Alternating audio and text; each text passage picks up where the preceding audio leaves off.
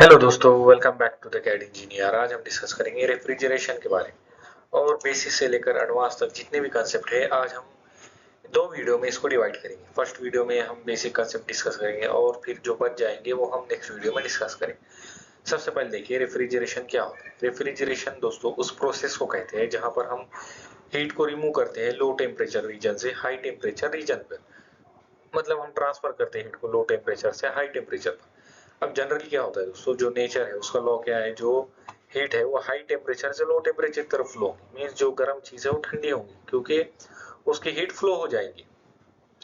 और रेफ्रिजरेटर किसे कहते हैं दोस्तों, जो डिवाइस जो सिस्टम होता है जो इस प्रोसेस को करता है रेफ्रिजरेशन की, तो उसको क्या कहते हैं हम रेफ्रिजरेटर कहते हैं। कि क्या जो डिवाइस है जो प्रोड्यूस करता है रेफ्रिजरेशन इफेक्ट, तो उसको हम क्या कहेंगे रेफ्रिजरेटर कहेंगे। तो ये कंटिन्यूसली साइकिल में वर्क करेगा और ये रेफ्रिजरेंट यूज करेगा। अब ये रेफ्रिजरेंट क्या होगा दोस्तों, ये वर्किंग फ्लूइड होगा जो हमारी हीट को एब्जॉर्ब करेगा। अब ये वर्किंग फ्लूइड क्या हो सकता है, अमोनिया हो सकता है, फिर या CO2 हो सकता है, फिर R134a। ये गैसेस के नाम है जो हम एज अ रेफ्रिजरेंट यूज करते हैं। अब रेफ्रिजरेशन में दो टाइप के साइकिल होते हैं। पहला क्या होता है क्लोज साइकिल और दूसरा होता है ओपन साइकिल। क्लोज साइकिल में क्या होगा, जो रेफ्रिजरेंट है जो गैसेस होंगे हम उसका मैक्सिमम यूज करेंगे, उसको हम क्या करेंगे सर्कुलेट करेंगे एक क्लोज लूप में, और वो क्या होंगे वो कंज्यूम नहीं होंगे। तो ये हम क्या रेफ्रिजरेशन में यूज करेंगे, AC सिस्टम में यूज करेंगे। मतलब ये हम हमारे डेली सिस्टम में यूज करेंगे जो क्लोज साइकिल। और ओपन साइकिल क्या होंगे, ये रेयर देखने मिलेंगे। ये कहाँ देखने मिलेंगे हमें, जो एयरक्राफ्ट होता है उसके अंदर देखने मिलेंगे। यहाँ पर क्या होगा, जो फ्लूइड है रेफ्रिजरेंट हो गया उसको हम एक ही बार यूज करेंगे और उसको हम डिस्चार्ज कर देंगे। अब रेफ्रिजरेटर में और एयर कंडीशनिंग में क्या डिफरेंस है।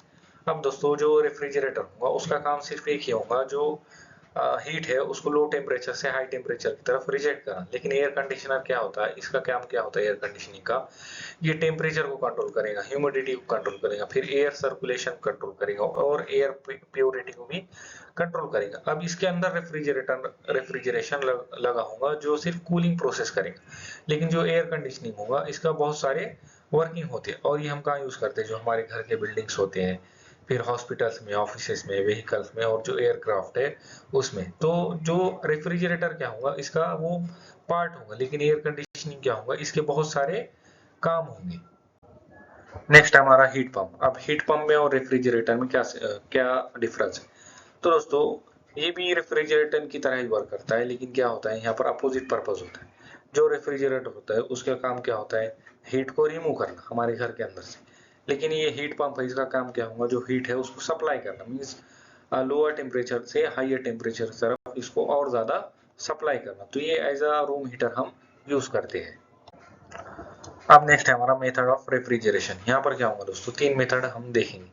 पहले तो होगा इवेपोरेशन कूलिंग। अब यहाँ पे क्या होगा, जो लिक्विड है वो हीट को एब्जॉर्ब करेगा और इवेपोरेट हो जाएगा। तो इससे क्या होगा, हमारी हीट है वो सिस्टम से रिमूव हो जाएगी। तो ये वाटर कूलिंग इन क्ले पॉट इसके एग्जाम्पल है। फिर डेजर्ट कूलर इसका एग्जाम्पल है। सेकंड है हमारा आइस रेफ्रिजरेटर। यहाँ पर क्या करेंगे हम, जो आइस है उसको यूज करेंगे क्योंकि आइस क्या होगा, जो हीट है उसको एब्जॉर्ब करके मेल्ट हो जाएगा। लेकिन ये क्या है, ये हम बार बार आइस का यूज नहीं कर पाएंगे, तो ये क्या है आउटडेटेड एग्जाम्पल है। अब क्या है एक्सपेंशन ऑफ एयर। अब यहाँ पर क्या करेंगे हम, एयर को एक्सपैंड करेंगे। एक्सपैंड करेंगे क्या होगा, उसका वॉल्यूम इंक्रीज होगा। वॉल्यूम इंक्रीज होगा क्या होगा, उसका टेम्परेचर ड्रॉप होगा। तो ये हम कहाँ यूज करते हैं, एयरक्राफ्ट रेफ्रिजरेशन में हम इसका यूज करते हैं। नेक्स्ट है हमारा थ्रॉटलिंग प्रोसेस। इसमें क्या होगा दोस्तों, जो गैस है वो एक्सपैंड होगी थ्रू वॉल। जो ये वॉल है इसको थ्रू हम क्या करेंगे, गैस को एक्सपैंड करेंगे, उसका वॉल्यूम इंक्रीज होगा और जो टेम्परेचर है वो यहाँ पर ड्रॉप होगा। फिर ये मॉडर्न रेफ्रिजरेशन में हम सिस्टम में हम इसका यूज करेंगे। फिर ड्राई एयर कूलिंग। इसमें क्या है, carbon dioxide as a solid form में हम यूज करेंगे हीट को एब्जॉर्ब करने के लिए। और ये फूड ट्रांसपोर्ट में हम इसका यूज करते हैं। फिर क्या है लिक्विड गैस रेफ्रिजरेशन। ये क्या है, बहुत ही लो टेम्परेचर लिक्विड जो है वो हीट को एब्जॉर्ब करें। तो लिक्विड नाइट्रोजन इसका एग्जाम्पल है। नेक्स्ट है हमारा वेपर रेफ्रिजरेशन सिस्टम। अब ये क्या है दोस्तों, ये हम रियल लाइफ में जो AC वो यूज करते हैं उसके अंदर ये लगा हुआ होता है। तो यहाँ पर इसके चार कंपोनेंट होंगे। पहला होगा कंप्रेसर। जैसे आप यहाँ पर देख सकते हैं कंप्रेसर, यहाँ से क्या होंगे एयर अंदर आएंगे, कंप्रेस होगा। फिर कंडेंसर होंगे, यहाँ पे क्या होंगे, जो एयर है वो कूल हो जाएगी। फिर क्या होंगे यहाँ पे एक्सपेंशन वॉल होगा, जो क्या करेगा, जो हमारी गैस को एक्सपैंड करेगा। फिर क्या होगा, यहाँ पे इवेपोरेटर होगा, जो हमारे जो गैस है उसको वेपर में कन्वर्ट करेंगे। तो दोस्तों ये साइकिल हम डिस्कस करेंगे नेक्स्ट स्लाइड्स में। अब देखिए दोस्तों, कोएफिशिएंट ऑफ परफॉर्मेंस क्या होता है, जो हम रेफ्रिजरेशन में और कैलकुलेशन में इसका बहुत ज्यादा यूज करते हैं। तो ये क्या होता है, refrigeration effect divided by work input.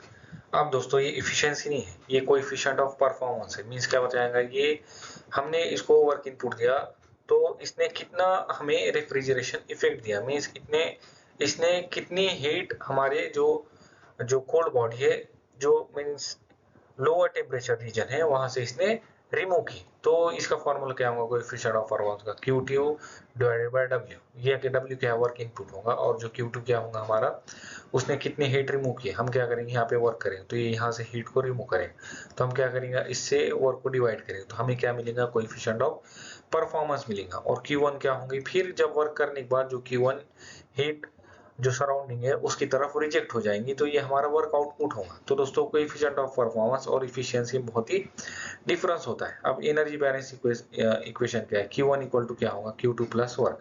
जो Q2 हमने हीट एक्सट्रैक्ट की है और कितना वर्क किया, तो वो होगा हमारा Q1। और अल्टरनेटिव फार्मूला क्या है कोएफिशिएंट ऑफ परफॉर्मेंस के लिए, Q2 divided by Q1 minus Q2। अब जो वर्क इनपुट होगा वो होगा हमारा Q1 माइनस Q2। अब दोस्तों जितनी ज्यादा कूलिंग होगी यहाँ पर बॉडी टू, तो उतना कम हमें वर्क रिक्वायर्ड होगा उसको सराउंडिंग में भेजने के लिए। तो ये क्या होगा, हायर कोएफिशिएंट ऑफ परफॉर्मेंस है, इसको कहेंगे बेटर रेफ्रिजरेटर इसको कहेंगे। अब जो कोएफिशिएंट ऑफ परफॉर्मेंस है दोस्तों, वो लेस देन 1 भी इसकी वैल्यू आ सकती है, इक्वल टू 1 भी आ सकती है, और ग्रेटर देन 1 भी आ सकती है। अब ये इफिशियंसी नहीं है दोस्तों, इफिशियंसी वैल्यू क्या होती है, ऑलवेज ग्रेटर देन, जो ऑलवेज लेस देन 1 होती है। नेक्स्ट देखेंगे हम दोस्तों coefficient of performance of heat pump. Heat pump का भी कोएफिशिएंट ऑफ परफॉर्मेंस होगा। अब क्या करना है, पहले हमने क्या किया दोस्तों, जो बॉडी है उसमें से हीट को रिमूव किया था। अब हम क्या कर रहे हैं, जो बॉडी है उसको हीट सप्लाई कर रहे हैं, तो इसका भी कोएफिशिएंट ऑफ परफॉर्मेंस होगा। मींस जो हमारा डिवाइस है वो प्रॉपर्ली वर्क कर रहा है कि नहीं, मींस हम प्रॉपर्ली हीट को सप्लाई कर पा रहे हैं कि नहीं। तो इसका फॉर्मूला क्या होगा, Q1 divided by W। Q1 क्या होंगी, जो हमने हीट सप्लाई की है बॉडी को और जो हमने उस पर वर्क किया है, और इसका अल्टरनेटिव फॉर्मूला क्या होगा, Q1 divided by Q1 minus Q2। और जो रिलेशनशिप बिटवीन बिटवीन कोई हीट पंप और रेफ्रिजरेटर क्या होगा, coefficient of heat pump equal to coefficient of refrigeration plus 1। और जो हीट पंप का कोएफिशिएंट ऑफ परफॉर्मेंस होगा वो always greater than equal to greater than 1 होगा। अब जो रेफ्रिजरेटर है और हीट पंप के बीच में क्या डिफरेंस है, जो रेफ्रिजरेटर होगा वो कूलिंग इफेक्ट देगा, हमारा वर्क आउटपुट क्या होगा, कूलिंग इफेक्ट होगा। और जो हीट पंप है उसका वर्क आउटपुट क्या होगा, हीटिंग इफेक्ट होगा, मींस वो हीट को सप्लाई करने का काम करे। अब चलिए दोस्तों और कुछ बेसिक कंसेप्ट डिस्कस करते हैं। तो हमारा नेक्स्ट क्या है, सेंसिबल हीट। सेंसिबल हीट में दोस्तों ऐसा टेम्परेचर, जो बॉडी है सिर्फ उसका टेम्परेचर चेंज होगा, वो उसका फेस चेंज नहीं होगा। मींस सपोज कीजिए जो वाटर है, आपने उसको, जो वाटर होता है दोस्तों वो 100 डिग्री सेल्सियस पर क्या होता है, मेल्ट होता है। तो हमने क्या किया, सिर्फ उसको 20 से 80 डिग्री सेल्सियस पर ही हीट किया है। तो यहाँ पर क्या हुआ, टेम्परेचर तो इंक्रीज हुआ लेकिन जो फेस है वो कन्वर्ट नहीं हुआ, मीन जो लिक्विड है वो गैस में कन्वर्ट नहीं हुआ। तो इस हीट को हम क्या कहेंगे, सेंसिबल हीट। और जहां पर फेस चेंज होगा उसको हम कहेंगे लैटेंट हीट। चलिए वो डिस्कस करते हैं। नेक्स्ट है हमारा लैटेंट हीट। लैटेंट हीट में क्या होगा दोस्तों, जो टेम्परेचर है वो कांस्टेंट रहेगा, लेकिन क्या होगा, जो उसका फेस है वो चेंज होगा। जैसे वाटर वाटर क्या होता है, 100 डिग्री सेल्सियस पे बॉईल होता है, बॉईल हो क्या होता है, गैस में कन्वर्ट होता है, लेकिन उसका टेम्परेचर जो है वाटर का वो 100 ही रहेगा, वो चेंज नहीं होगा। तो यहाँ पर क्या होगा, टेम्परेचर चेंज नहीं होगा लेकिन फेस चेंज होगा। अब लैटेंट हीट की क्या है, दो टाइप है, लैटेंट ऑफ फ्यूजन है और लैटेंट ऑफ वेपोराइजेशन है। Latent heat of vaporisation, latent heat of fusion क्या है, जो सॉलिड से लिक्विड में हमारा फेस चेंज हो रहा है। अब लैटेंट हीट ऑफ वेपोराइजेशन क्या है, जो लिक्विड से गैस के अंदर चेंज हो रहा है, मींस जो लिक्विड है गैस से नेक्स्ट प्रोसेस हो। तो दोस्तों latent heat of fusion of water कितनी होती है, 334.5 किलो जूल पर केजी। इतनी हीट हमें उसे देनी पड़ेगी जब हमारा जो आइस है वो लिक्विड में कन्वर्ट होगा, जो वाटर आइस है वो लिक्विड में कन्वर्ट होगा।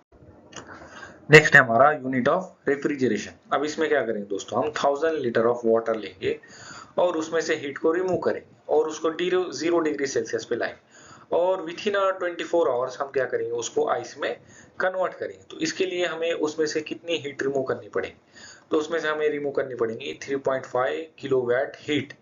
इतनी हीट रिमूव करनी पड़ेगी जब जाके वो वाटर वाटर आइस में कन्वर्ट हो जाएगा 24 आवर्स में, और इसी को हम क्या कहते हैं, यूनिट ऑफ रेफ्रिजरेशन। अब दोस्तों हमने अब तक जितना भी पढ़ा ये उसकी समरी है, तो आप इस वीडियो को पॉज करके इस स्लाइड को रीड कर सकते हो। चलिए अब हम डिस्कस करेंगे कैरनॉट रेफ्रिजरेशन साइकिल। अब ये क्या होता है दोस्तों, ये एक आइडियल साइकिल है। ये हम क्यों यूज करते हैं, जब हम प्रैक्टिकली में जब रेफ्रिजरेटर को डिजाइन करते हैं तो हम उसकी इफिशियंसी बढ़ाने के लिए उसको कैरनॉट साइकिल की इफिशियंसी के साथ कंपेयर करें। मींस जो इनपुट हम प्रैक्टिकली जो जो इनपुट हम जो वर्क हम प्रैक्टिकली रेफ्रिजरेटर पर करेंगे वही इनपुट हम कैरनॉट साइकिल रेफ्रिजरेशन में भी डालेंगे कैलकुलेशन के लिए। तो दोनों की इफिशियंसी हम कंपेयर करेंगे। अब जो कैरनॉट साइकिल इसकी क्या इफिशियंसी 100% होती है, लेकिन ये जितनी बताएंगे इफिशियंसी वो 100% होगी। और हम क्या करेंगे, फिर हमारा जो डिजाइन है उसको इम्प्रूव करने की कोशिश करेंगे। तो चलिए अब हम Carnot cycle of refrigeration discuss करते हैं। सबसे पहले हमारी जो साइकिल होगी वो होगी रिवर्सिबल एडियाबेटिक कंप्रेशन। अब यहाँ पर क्या होता है दोस्तों, जहां कहीं भी एडियाबेटिक वर्ड आप सुनोगे तो वहां पर समझ जाना कोई भी हीट ट्रांसफर नहीं हो रही, सिर्फ हमारा वर्क हो रहा है। तो यहाँ पर क्या होगा, जो हमारी गैस है वो कंप्रेस्ड होगी कंप्रेसर के अंदर, और यहाँ पर कोई भी हीट ट्रांसफर अभी नहीं हो रही। तो यहाँ पे क्या होगा, जो हमारी गैस है उसका प्रेशर इंक्रीज होगा। जैसे आप यहाँ पर देख सकते हैं पीवी और टीएल डायग्राम।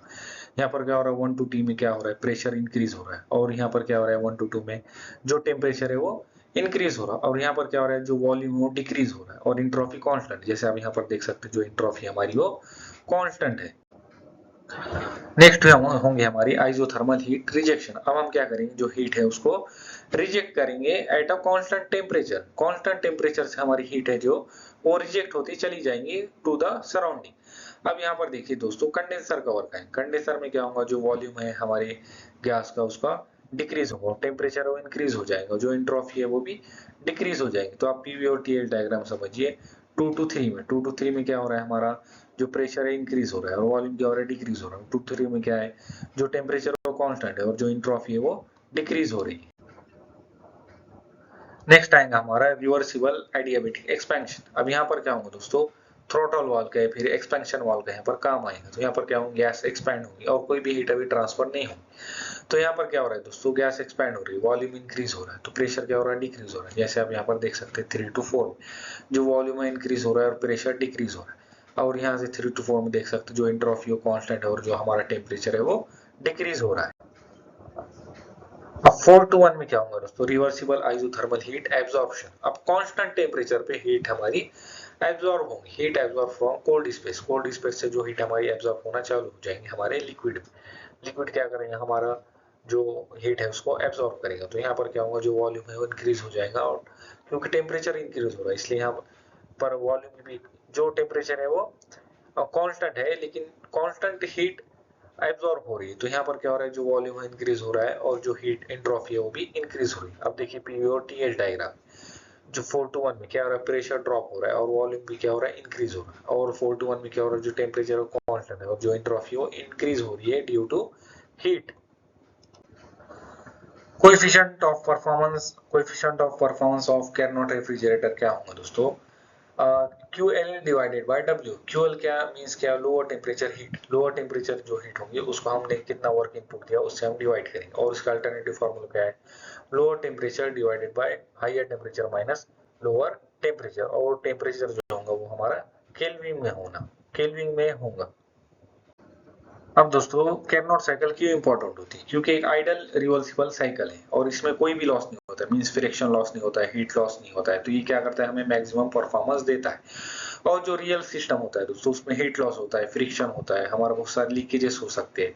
तो वहां पर क्या होता है, हमारा जो कोएफिशिएंट ऑफ परफॉर्मेंस है वो हमेशा कम ही रहता है। अब देखिए दोस्तों, यहाँ पर इंपॉर्टेंट ऑब्जर्वेशन क्या है, जितना हमारा आउटसाइड का टेम्परेचर ज्यादा हो, मींस घर में भी टेम्परेचर ज्यादा हो, तो वो कोएफिशिएंट ऑफ परफॉर्मेंस क्या होगा, लो होगा, रेफ्रिजरेशन होने के लिए टाइम लगेगा। जितना बाहर का टेम्परेचर भी कम होगा तो घर का टेम्परेचर भी कम होगा, इसलिए यहाँ पर क्या होगा, कोएफिशिएंट ऑफ परफॉर्मेंस हाई होगा। मींस क्या है, जो वर्क होगा वो लेस रिक्वायर्ड होगा।